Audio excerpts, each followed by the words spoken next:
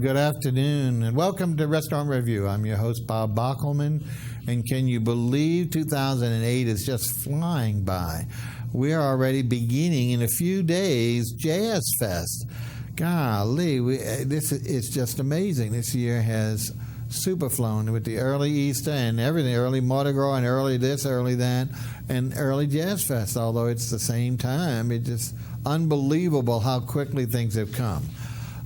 For those who are local New Orleans favorites, you're watching the Hornets do wonders in the playoffs, so hopefully our other two teams, I'm a big Voodoo fan, and they're doing well, and of course one day our Saints are going to do well again and become the uptime of their season. But meanwhile, let's get to the most important things here in New Orleans, and that's food and music, food being our first concern. As you know, you've just been watching the great new Chinese restaurant Hoshun Pan Asian on St. Charles. Hopefully you enjoyed that. We've got a great new restaurant for you today. Unfortunately, we're still in the plague or the plight of not being able to get musicians. I've recontacted with our good friends at NOCA, though. I've reestablished ties. New Orleans, I know Creative Arts Academy, I believe is the title, for those who are not familiar with, a wonderful school for all the arts.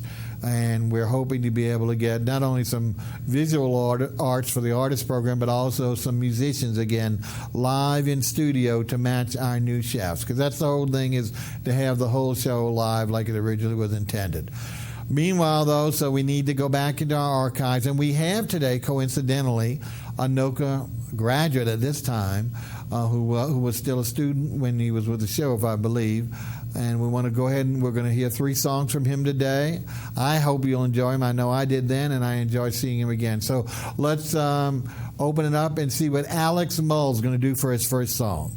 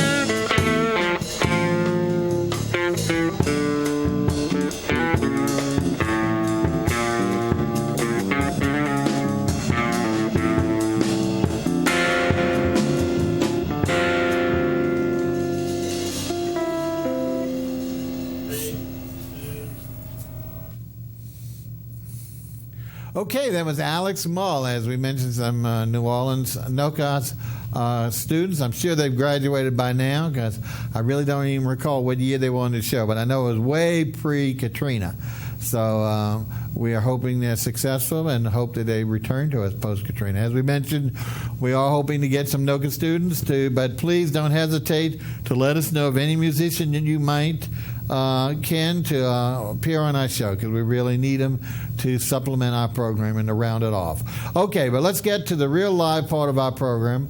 We have a great new restaurant, and what's really good about it, it's in one of the hardest hit areas of our recovery, rebuilding Lakeview. So they certainly, for the stalwart souls who've been moving out there, and that Lakeview is the fastest building of the rebuilding from what I'm hearing. So thank goodness they're getting restaurants back, so these poor people who are working hard and going through this nightmare don't have to go far and can go find fine dining in their neighborhood. So for those who don't remember, pre-Katrina, one of the big areas of dining in Lakeview was Harrison Avenue, and we've gotten a restaurant to come back to it. It's called Lago at 900 Harrison. This was the original restaurant that was location of the Steak Knife, which is still across the street. Years ago, Steak moved, and it's been several incarnations in that. But this is a great new revival of this restaurant. What a perfect name, Lake or Lago. When you see some of the inside, you're going to see the great idea, the use of color. In fact, there's magnificent painting in the back of crabs, and what is from a local artist that actually sells his or her wares right next door in a gallery. So really, really cool. They have these great glass blocks. You can see that normally would be just clear, and they've got blue tints to them. So the whole idea of the place is light, airy, and of course sand colors, so very reminiscent of the beach and the lake idea. With that, we want to go ahead and welcome our guest, the executive chef of Lago, and it's Paul SPADURA. Welcome to the program, Paul. Thank you for having me. Tell us a little bit about yourself first, and then let's talk about the restaurant. I understand you are a native, is that right? Yeah, I grew up in Metairie and went to Jesuit High School. So that same high school as me, folks, for good or bad of it. Okay. And then I went to Delgado Culinary School, graduated from there in '99. Some of our finest chefs today are giving that as background credit, so that's great. And then what did you do? And from there, I went to Germany for a year and studied out there at a hotel. Then I moved back to the States, and then I moved out to West Coast, Portland area. And I worked out there for 2 years. And I moved to Bend, Oregon, which is a little south of Portland. It's a little mountain town, and I worked out there for 3 years. Cool. And then I got homesick, missed my family, and I moved back. Very good. Well, we're blessed that you have, especially post-Katrina, because, like I say, we really are regrowing. Even though we've already met our level of restaurants, we continue to grow like we did before. That's what makes this show so popular, focusing on the new restaurants. Folks, we've had several trips to his restaurant, and really excellent food. I know you're going to like it. But let's talk a little bit more while we look at some of the pictures of specifically the interior. Well, first of all, how long have y'all been open? A little over 6 months. 6 months, okay. And you seat about how many? You've got like an open dining room, but it's nice the way it's divided into little sections. It makes it a little more intimate than what it is. Yeah, in the dining room we can seat 80, and then we can seat 30 in the bar, and then we just open up an outside patio where I think we seat about 12 to 15. Right. Unfortunately, we didn't get any picture. I wish we did, of the patio, because it's really cool with the umbrellas, and this is the perfect time of year. And let's talk about hours and days of operation so people will know when and where to come. For lunch, we're open Tuesday through Friday, and we do have buy one entree, get one half off Tuesday through Thursday. Okay. And then for dinner, we're open Tuesday through Saturday, and then Sunday brunch. 10 to 2. Great, okay. And as we mentioned, it's 900 Harrison, right on the corner. What's that side street? I don't... It's easy to find. I know that once you pass Canal Boulevard, it's about the fourth block. Right. You can't miss it. It's got a beautiful sign, and it's the one with it has a little parking right in front of it. Besides, of course, the neutral ground on the side, and it's in like a little L strip shopping, but only 4 like boutiques. I know the big thing there is there's a snowball stand there, and it's been there for years, and people, especially now it's summer, so look for the snowball stand if you're not familiar with the restaurant, and you'll happen upon it. Okay, now what would you say your the type of cuisine you're serving there? Do you have a? I know it's hard to classify or categorize, but can you tell us what you think you would best feel like it is? Yeah, I think it's contemporary American. I mean, I think being in the United States, we're so diverse with cultures that we don't really have a label. We'll try anything we want, and hopefully, usually it works. Sometimes it doesn't. We go back to the drawing board. Well, all right. Without further ado, then let's just take a look at some of the pictures. As you know, we always start with appetizers, folks, and they have a great selection here at Lago. I believe, I'm not sure if the first one is the oysters or the let's see, char-grilled oysters has really come into its day. As you know, we have a famous restaurant that really made it headway years ago and continues to do so. So a lot of restaurants are now going to that. The difference is everyone wants to do it their way, and that's good, so it gives a little variety. And here specifically, I absolutely love the taste. Sometimes I've had these when they put some kind of dust on top, some kind of, whether it's cheese or some condiment, and it's so dry that it's kind of gagging you when you first take. So either I'll get some lemon. This is completely different, and the reason why is instead of using just a dust, they're actually using, is it cheese grits, Paul? Yeah, there's stone ground grits, and we add cheese to them. Stone ground grits, which for those who haven't tried it, talk a little bit about stone ground grits because there are such a difference between regular grits. Yeah, I mean they're pretty much not manufactured. They're straight out of the field. Right. And we But what's so good about stone ground by a man, and he brings them to us. And what's so good about it is they're so tender and they just light. And, of course, with a great Parmesan cheese, I believe you put on here. The flavor, folks, is divine. So if you are a char-grilled oyster fan, and you can get them, I think, in a half dozen or the dozen. So it's a great, great way to start a meal. I mean, it's a great appetizer that you and or your dining companions can enjoy. So I heartily recommend the signature appetizer, the Oysters Lago. Now, the next one is kind of a fun because it's a little bit of the Mediterranean, which, of course, is very popular now here, and it's a little bit of the Southwest, and that's called, I believe, your trio of dips. Is that the proper term? That's correct. Let's take a look at that, and as you notice, folks, was that down at the bottom, is that a pita, of course? Is that pita? Yeah, that's pita wedges? grilled pita. And then carrot sticks. Carrot sticks. And then now they have multiple choices of dips. Let's see if we can remember the ones here. Can you tell us them left to right, Paul? I know the taste, but I can't remember the names of each one. Can you? Yeah, the top one's roasted garlic hummus. And then okay. Well, you got to have hummus for pita. But this was excellent for those who are traditional hummus. They just got to have the plain. There's nothing better now than the flavored ones, the herbs and the garlic, of course. Just like garlic mashed potatoes took over mashed potatoes. Like same thing with hummus. To get the roasted garlic hummus is a wonderful flavor. Okay, the next one is artichoke olive tapenade. Absolutely my favorite, folks. If I was afraid, in fact, one of my diners with me doesn't eat artichokes at all, and I didn't tell him that it was artichokes.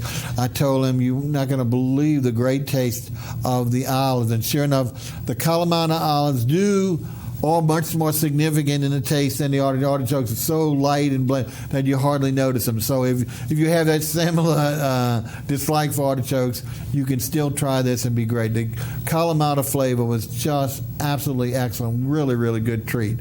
And lastly, for those who need a little New Orleans spice and a little New Orleans kick, tell us about the last one, please. I believe that's the red pepper and goat cheese dip, which is just red peppers and goat cheese blended up with a little extra seasoning, and it's nice and light and refreshing.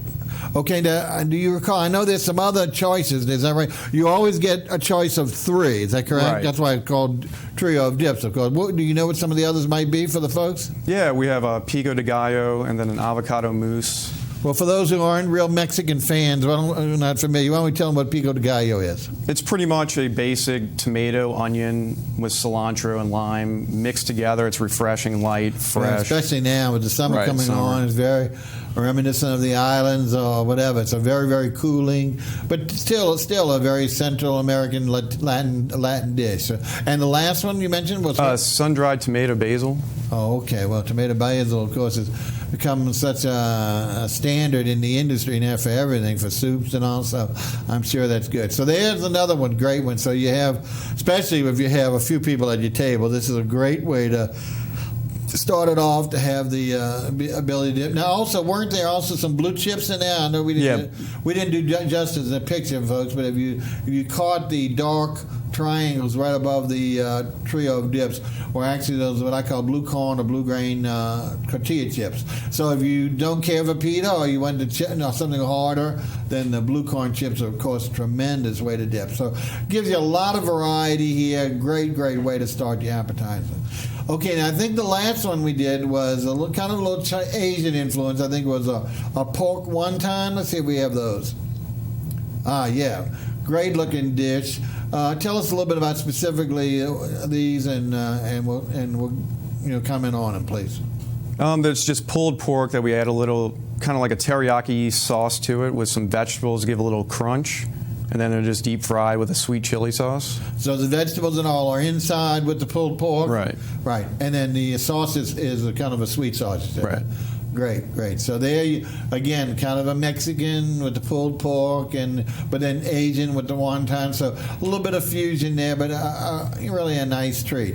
Now, like I say, they have several others. If we have time, even though we don't have pictures, we'll be glad to come back and talk about some of this, because he's got appetizers so important to the meal today. In fact, my old favorite, as people know, is I used to love to graze and go to a restaurant. The first thing I do would strictly be grazing from the appetizers, not even eat an entree, because that's where, in my belief, the artisan of the chef really shows out, because he has a lot more flexibility to do variety in his kind of stuff instead of the mainstay in the entree. Okay, enough about that. As you know, we are going to take a look at soups and salads. Folks, I have to tell you, this place, I am, a soupaholic, and really, this is a great place. Not only from the taste and the variety of soups, but the presentation. Let's take a look at our first soup, and I believe this was a luncheon special, magnificent green, and we unfortunately didn't make a great note of it. It may be a green bean. It wasn't split pea, even though it looks like the color. But there were some other things in it, and I can't fault Paul for not being able, because, like I said, that was my first visit. I don't even remember what day it is.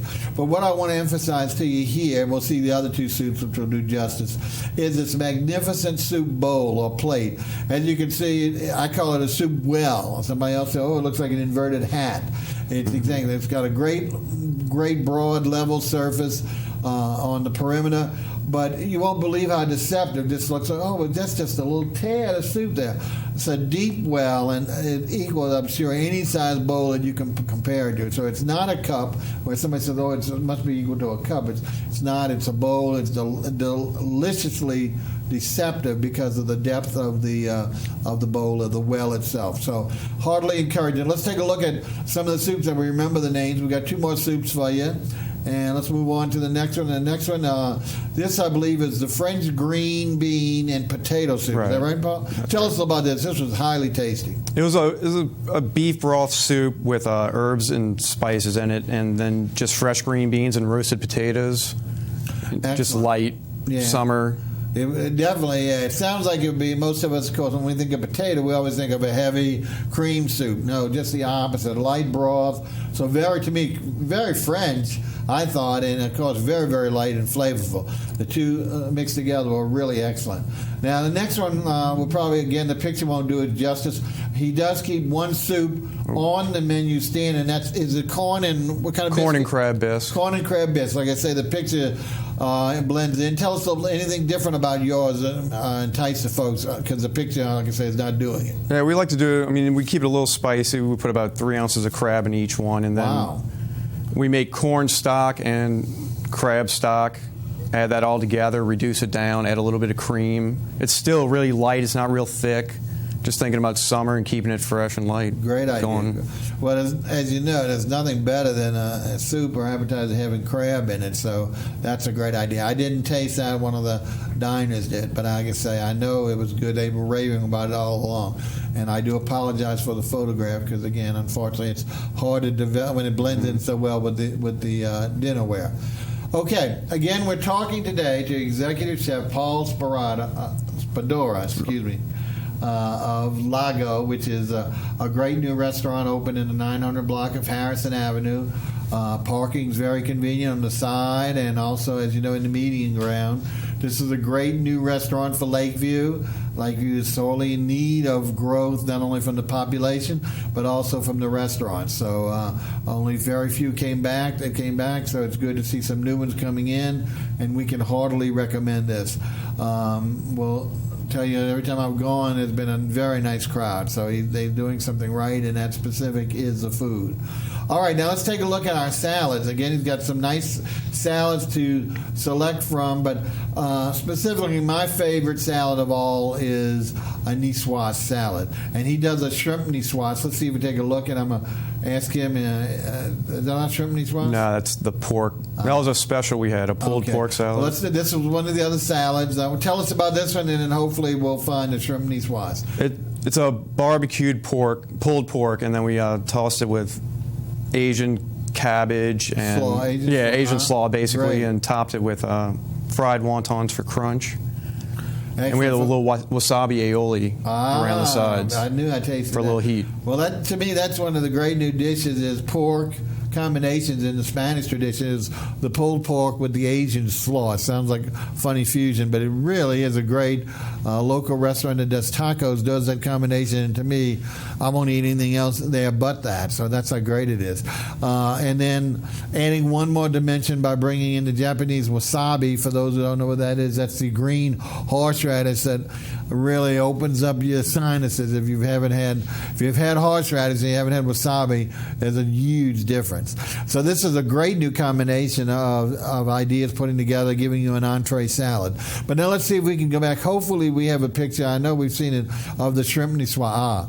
Look at this presentation, folks, and I'm going to say something after, but let me let Paul tell you about this. Is shrimp niçoise. Look how beautiful the colors and the arrangement of all the ingredients. Tell us, please, a little bit about all the stuff. Maybe go around the table, around the plate, with the information. Yeah, we boil the shrimp and kind of like our own little special seasoning, kind of but it's crab oil, and then we have the standard niçoise salad components. We just do it a little different. We have the egg yolks that are ground up, and then the egg whites that are ground up, and then we have crostinis under each shrimp, and then we have spinach tossed in a lemon garlic dressing, and those are pickled onions instead of your basic red onions that typically go with it, and then grape tomatoes on the side. Yeah, I call this, folks, there's a new science about food.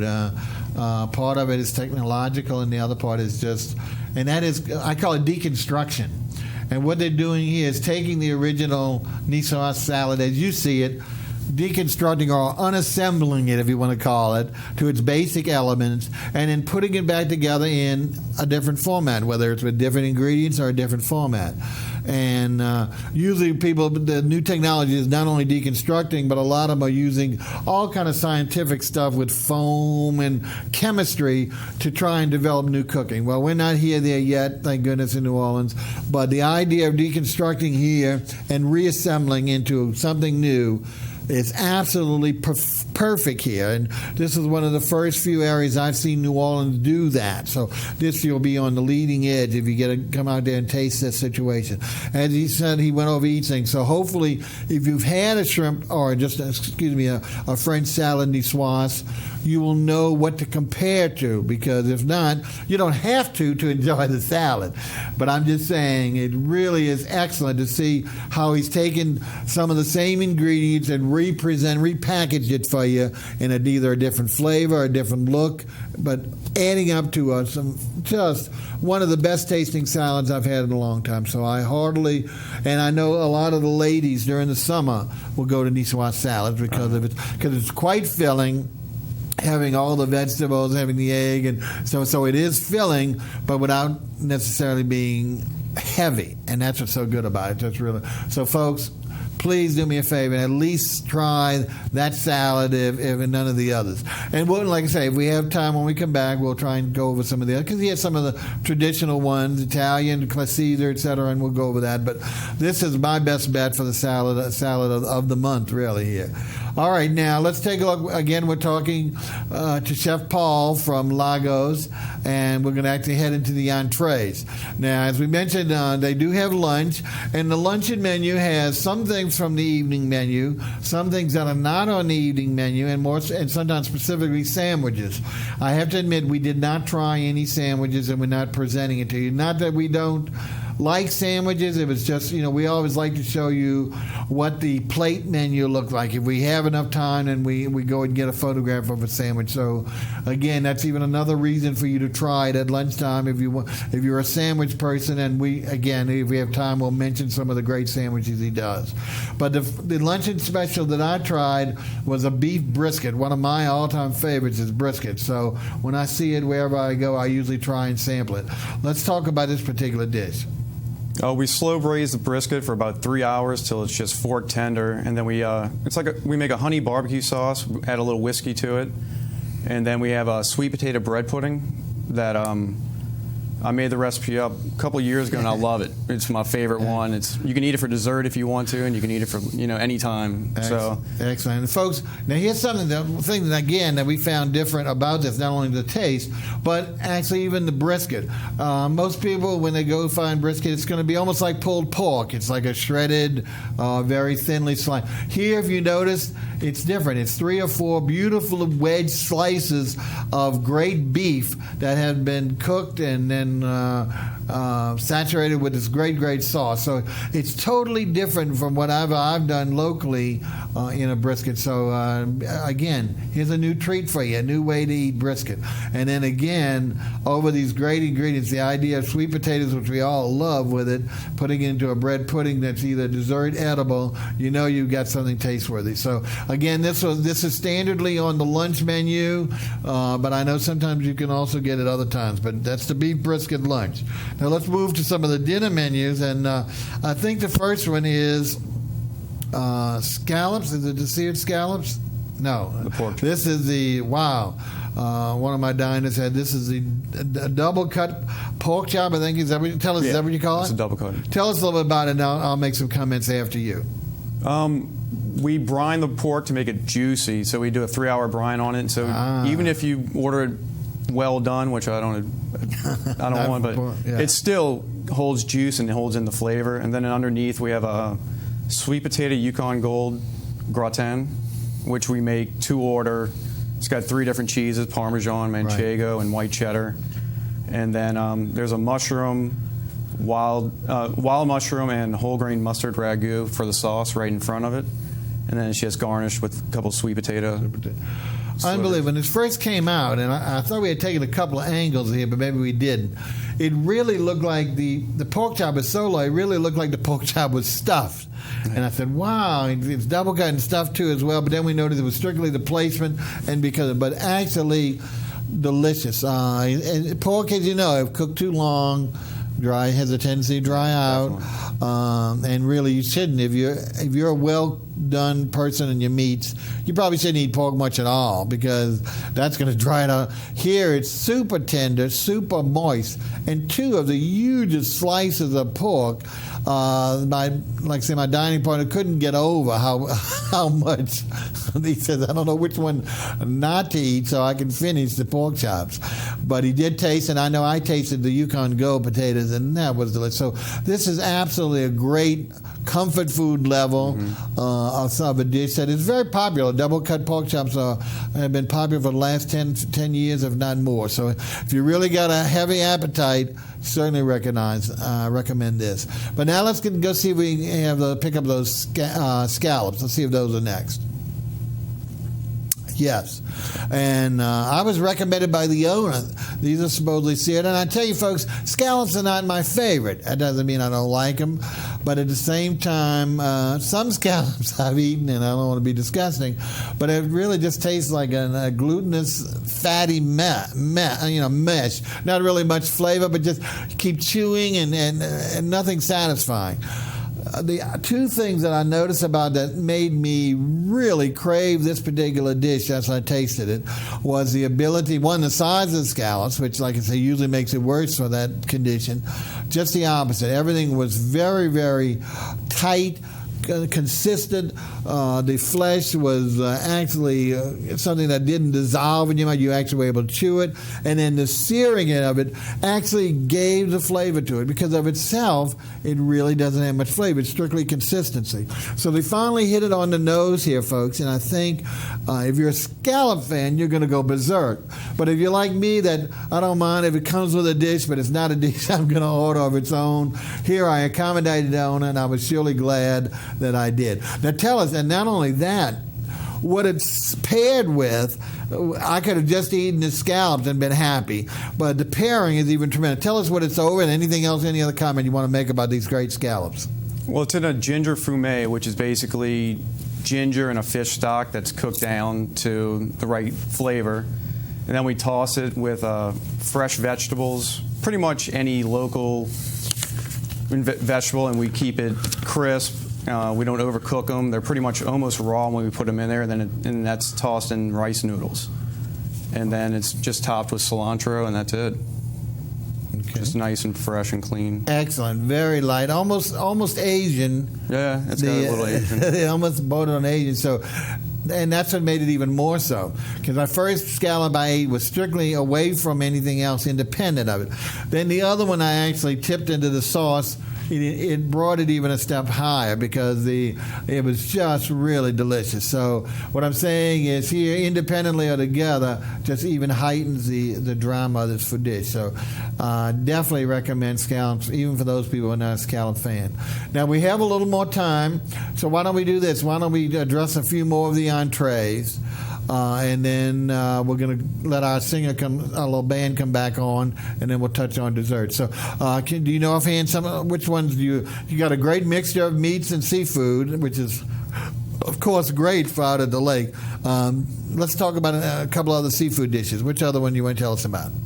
We have the salmon dish right now, which is an artichoke sun-dried tomato risotto cake, and then it's got Swiss chard underneath and the salmon, and with a saffron beurre blanc and red pepper coulis. Wow. Which, just everything together. Yeah, neat. Like that idea. Yeah, it's nice. Any other seafood?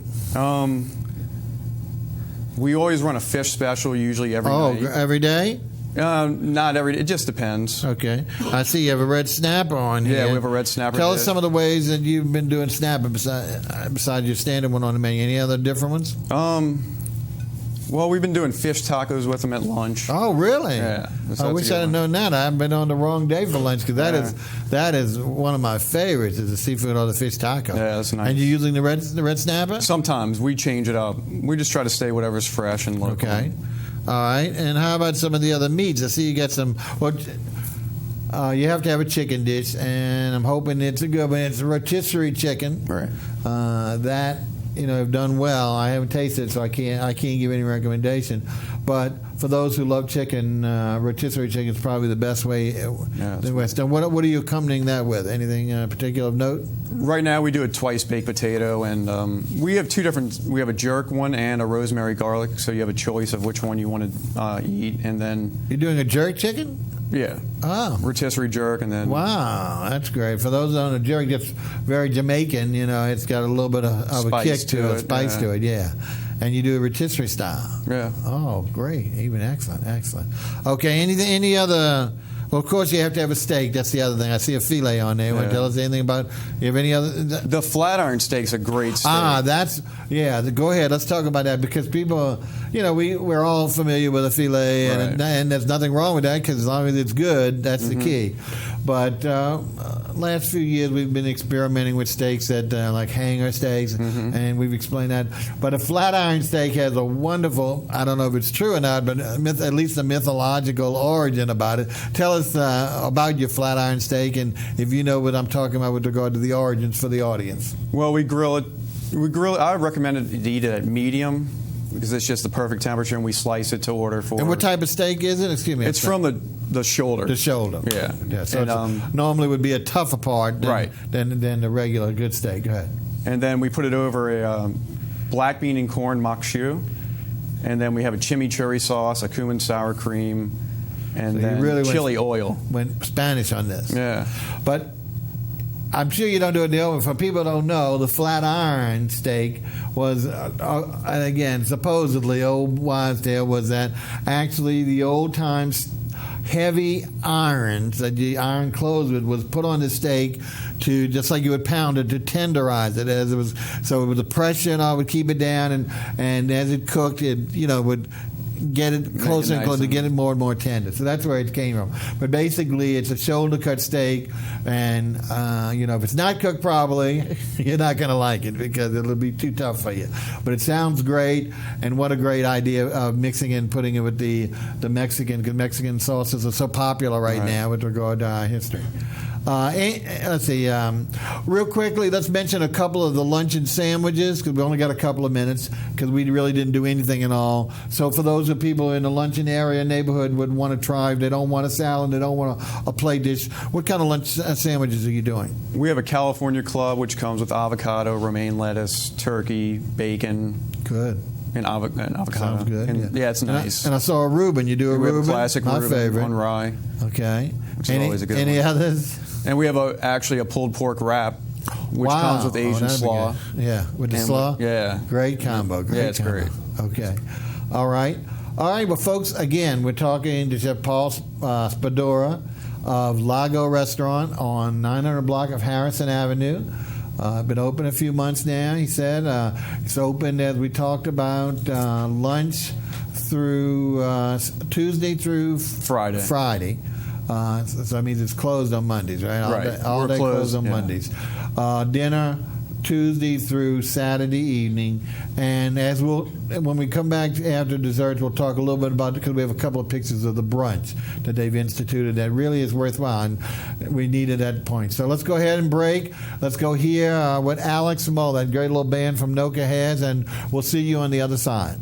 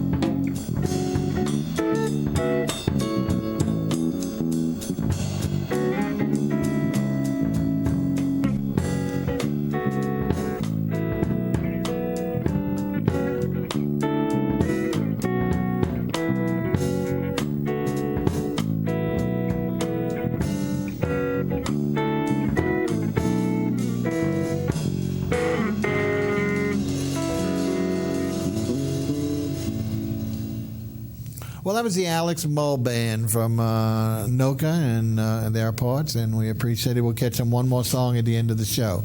We're here with Executive Chef Paul SPADURA from Lago Restaurant, 900 Harrison. As we said, a great new dining emporium right in the heart of Lakeview on Harrison Avenue. Great for those people to have some place to dine, and I see they are so grateful because they are doing a good job of helping fill the restaurant. What we want to do now, as you mentioned, is we got entrees. Go ahead and take a look at a few of the desserts, talk a little bit about drinks and some other, and the brunch and special events. So let's go into the first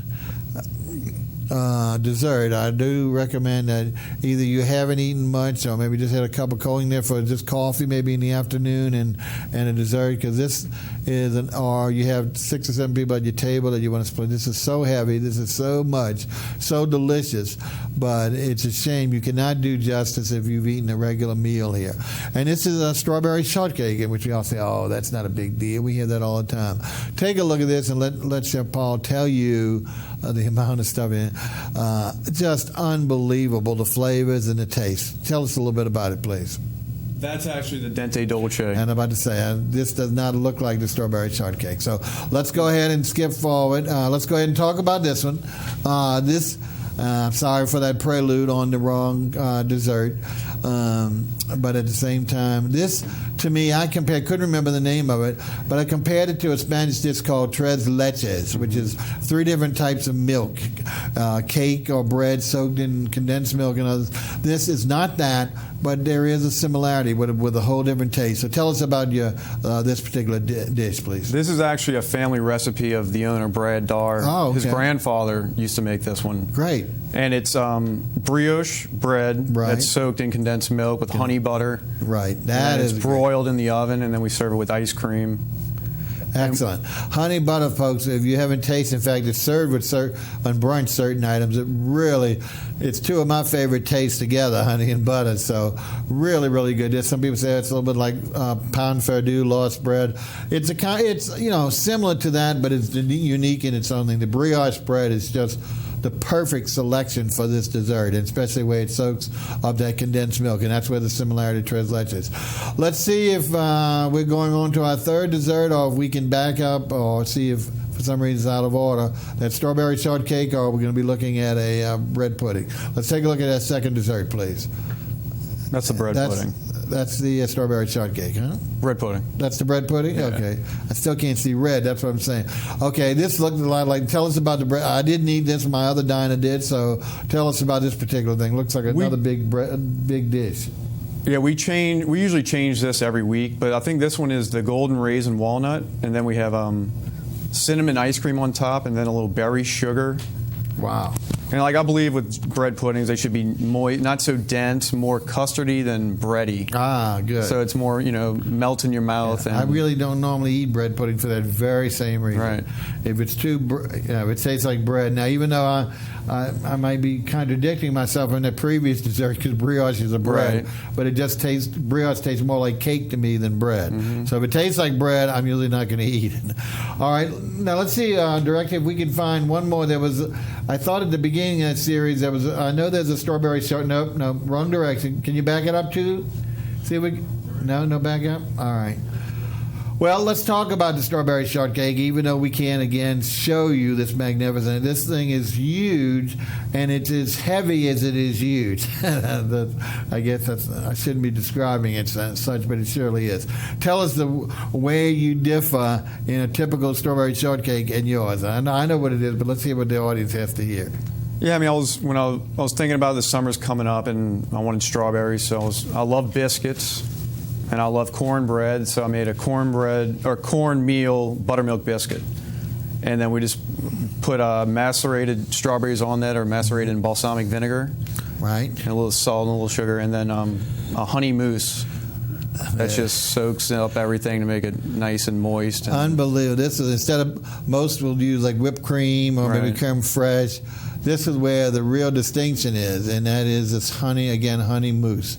Absolutely, layers of this stuff just oozing out of it, not oozing in a liquid sense, but just coming from every direction, and so flavorful. So, like I love strawberries just dipped in honey, as opposed to there it is. powdered. We finally got it. There you go, folks. So you can see, and again, it's in one of these deceptive dishes that look like they're very shallow. The thing is huge, and and you can see the honey. Mousse that's coming oozing out of it, the strawberries below, absolutely super tasty. So, like I say, this is something very messy, but if you can persuade a couple of diners into sharing it with you, you really have a great taste treat. Okay, now let's, and again, he has a few other, but I know these are his primary desserts.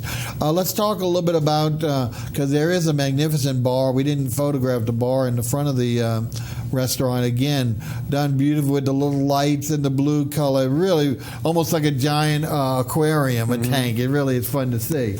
And of course, because of that, it's got some great bartenders. So tell us, I'm sure you do a full line of drinks. Tell us a little bit about different beverages that you serve.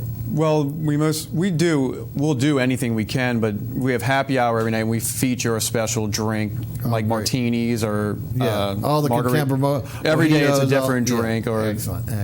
And in wines, you have a full scale of wine. And I see people drinking wine at every table, so I know you must have a nice selection. A lot of West Coast wines, and then New Zealand, Australian, and South African. Great. No great. Italian or French. No Italian. Well, that's okay. I was thinking with our food that goes with it. I think it goes much better because you do, even though there's some French or Italian influences, those are minor compared to the majority being in the Asian and the other areas. So I think you were smart to do that. Okay, now special events. They are looking at things like food, wine dinners, and all. But what I call special events is they've added the brunch on Sunday, and this is so important to a lot of the people on Sunday looking for a place, especially out in Lakeview, to find. I mean, heretofore they've only going to be able to go into downtown New Orleans, uptown New Orleans, or Metairie to find some place. So this is a great, and they're doing it early. I think from 11. Is that what it starts to 2? 10 to 2. 10 to 2. Even better. I know we were very early because we had to bring someone to an airport for a luncheon flight. And again, as you saw a little earlier, let's go ahead and take a look. That you can have a standard type brunch, which is more the breakfast-related items. Why don't we get that picture up, Mr. Director? And this here you go as a sample of one. They have a waffle station where you can create almost anything. This is the one I had, I believe, and this had pecans, a little bit of chocolate chips, some fresh whipped cream, and of course I use honey on mine. But there's all different kind of other toppings, from fruits to nuts to absolutely fruit to nuts to put on your waffles. So if you like waffles, this is a really great place. Very, very fresh. Let's take a look at a couple of the others. I think there should be. Okay, now this is the. This is from the regular lunch menu. This is some sampling where they put some eggs, some bacon, and they had great apple bacon. I think they had a stuffed pepper melon. Stuffed melon right there. Yeah, that was a really good combination. So there are some things where you can look at the breakfast items, or you can look at the luncheon items. Like another one I had was a great hash with eggs over easy and some great roasted maybe cucumber. Really, really good. So there's a nice selection between the two. So if you're breakfast oriented versus the light lunch oriented, either way, your dining members are going to be okay. Once again, we're going to be wrapping up. We need to go. It's going so quickly. We want to thank Paul SPADURA of Lago Restaurant, 900 Harrison. Available for lunch Tuesday through Friday, and open for dinner Tuesday through Saturday night, brunch, and Sunday. Anything else we need to tell the folks besides come and visit? We're going to be doing a Mother's Day brunch where we'll have an omelet station, a waffle station. Great. We're going to jazz it up. And well, that's good because, we're filling up quick and quicker, and Mother's Day is certainly right one of the corner. big days. So, do you take reservations? I'm sure. Yeah, we can. Okay, Yeah. great. Okay, I know we haven't needed so far, but a couple of times we've been on Friday night, and it was quite crowded. So, you might want to consider that. But that's because those people are starving for food out there. But you don't have to be just a Lakeview resident to come and enjoy something.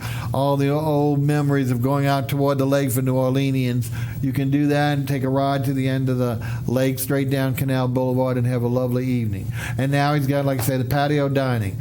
All right, now, folks, this is going to be all for today. We've got a couple of new restaurants on the thing. One is a great new one downtown called Mila. Beautiful first-class dining room. Some others, new steakhouse opening up in not too distant future in Mid-City. So we've got a lot on the thing. Keep coming back to us. Don't forget, send us musicians.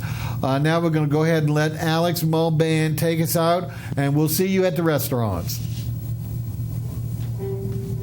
Was that?